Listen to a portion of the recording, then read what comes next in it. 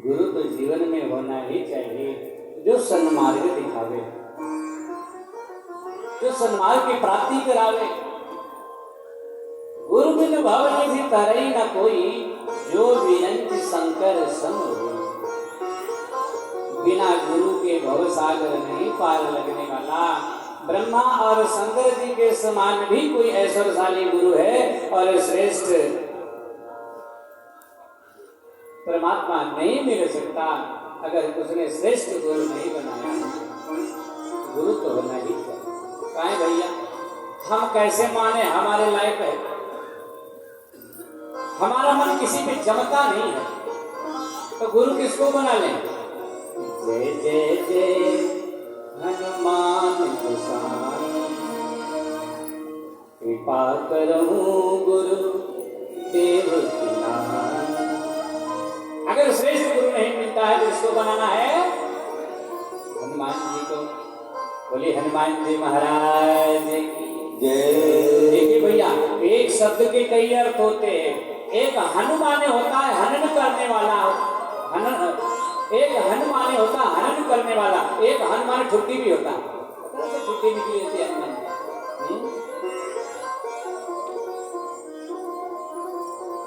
सारंग ले सारंग चली कर सारंग की ओर, और सारंग झीनी पड़ गई, सारंग कर गयो चूर। हरि बोलो, हरि नहीं सुने हो, हरि गए हरि के पास, वो हरि तो हरि में गए, वो हरि गए उदास। एक शब्द के कई अर्थ होते हैं। कैसे? हरि बोलो हरि नहीं सुनो। एक हरि माने बादल होता है, एक हरि माने मोर होता है। बादल गरजा मोर ने सुना, हरि बोलो हरि ने सुनो, हरि के हरि के पास। एक हरि माने सर्प होता है और मोर सर्प के पास गया शिकार की। हरि बोलो हरि ने सुनो, हरि के हरि के पास, वो हरि तो हरि में गए। कौन हरि? जो सर्प रूपी हरि है, वो हरि में मतलब दिल में चला गया, वो हरि भय उदास। मोर रूपी जो हरि है वो उदास। एक शब्द के कई अर्थ होते हैं। सारंग लय सारंग चली कर सारंग की ओट। एक सारंग माने होता है स्त्री, एक सारंग माने होता है दीपक। तो दीपक को लेकर के एक स्त्री चलती है। सारंग लय सारंग चली कर सारंग की ओट। एक सारंग माने होता साड़ी का पल्लू, साड़ी के पल्लू से ओट कर लिया कि कहीं बुझने ना पाए। और सारंग झीनी पड़ गई। कौन सा सारंग झीनी पड़ गई? पल्लू। और सारंग कर गयो चोट। एक सारंग माने हवा होता है, हवा जोर का आया, झोंका लगा, दीपक बुझ गया। तो सारंग ले सारंग चली कर सारंग की ओर, सारंग झीनी पड़ गई, सारंग कर गयो चोट। तो हनु माने हनन करने वाला, जिसके मन में कोई अभिमान ना हो, अहंकार ना हो, वो हमारे हनुमान जी महाराज। जिसमें कोई अभिमान ना हो। एक सेठ जी थे महाराज, आप लोग कथा सुनते हैं। एक सेठ जी थे और एक सेठानी जी थी।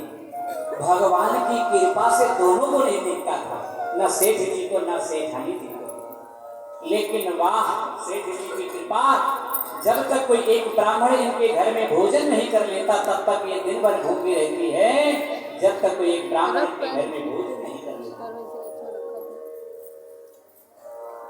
समय व्यतीत होता गया। सेठानी जी ने कहा सुनते हो? बोले कहाँ बात है? बोले बरसों से तो हम सेवा करें, घर में है, कहीं मेला ठेला भी ले चलोगे कि बस खाली? ये देवी, आज तूने पहली बार कहीं घूमने के लिए कहा, आज तेरा मन खुश हो गया। चलो तुमने कहा तो सही। कई कई घरों में तो लोग जो माताएं बहने हैं अपनी परिस्थिति को देख करके निर्णय लेती है। ये नहीं घर का तैयार है, वो अपने घर की परिस्थिति को देख करके निर्णय लेती है।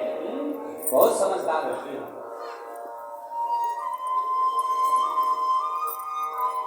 अच्छा चलो, लेकिन सुनो, भगवान की कृपा से न तुम्हें दिखता है ना हमें दिखता है। तो बोले तो मेरा हाथ मत छोड़ना, क्योंकि मेला में भीड़ रहती है।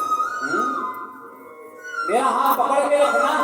बोले ठीक है, लेकिन मान लो अगर तुम छूट गई हाथ से, अनाउंसमेंट करवाना पड़ा तो मैं कैसे बताऊंगा तुम कौन सी साड़ी पहनी हो, लाल पीली चटकन मटकन बैगनी कौन सी?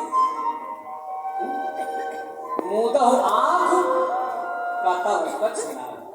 संसार कितना भी सुंदर हो, भगवान की कितनी भी सुंदरता हो, लेकिन जब उसको दिखता ही नहीं है तो क्या बतावे कितना सुंदर है। मुदा हूं आंख, कहता हूं कच्छ ना। दोनों दंपति हाथ पकड़ लिए चलते जा रहे महाराज। मेला में पहुंचे, बोले हाथ कस के पकड़े रखना। बोले ठीक है, हाथ कस के पकड़े थे। मेला ठेला में लोग शरारते नहीं जाते, कोई बच्चा बीच में से ही निकल गया, हाथ पकड़ के हाथ बीच में से निकल गया। सेठानी जी भीड़ में कहीं चले गए, सेठ जी कहीं चले गए, बेचारे रोने लगे। कोई राहगीर मिला, सेठ जी का हुआ? हमार मेहराज गई। कौन? धर्म पत्नी। हे भैया, अब ऐसे मेला में तो मिलेंगे नहीं, उनको भी नहीं दिखता, हम कह रहे थे लेकिन क्या बताएं। अगर कहीं मंदिर मिले नजदीक, वहीं हमें ले जाके बैठा दो, क्योंकि हमको दिखता नहीं है, क्योंकि लोग दर्शन करने वहां जरूर जाते हैं, वहीं हमारी सेठानी मिल जाएगी, हमारी धर्म पत्नी। बोले ठीक है। बेचारा हाथ पकड़ करके एक मंदिर पर बैठा दिया, वो राम जी का मंदिर था। इसका राम दरबार था। हृदय राख कौशलपुर राजा, बैठा के ले जा करके लोग यहीं आए। राम अभी रो रहे थे। राम जी के मंदिर के पुजारी बाहर आए।